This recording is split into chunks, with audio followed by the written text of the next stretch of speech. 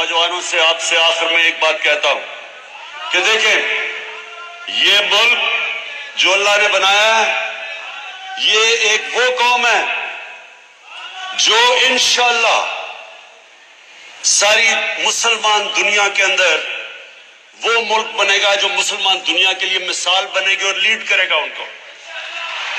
اور یہ میں آپ کو آخر میں اپنی فورن پالیسی بتا دوں کہ اب تک ہم غلطیاں کیا کرتے رہے کہ ہم کسی اور کی جنگوں کے اندر شرکت کرتے رہے۔ اب پاکستان کبھی کسی کی جنگ کے اندر شرکت نہیں کرے گا۔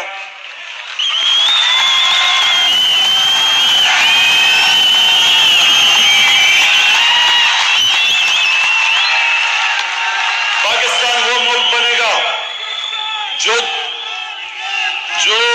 ملکوں کے اندر امن پیدا کرے گا۔ اور ابھی ہم پوری کوشش کریں گے کہ ہمارا سعودی عرب اور ایران کے بیچ میں ہم دوستی کروائیں۔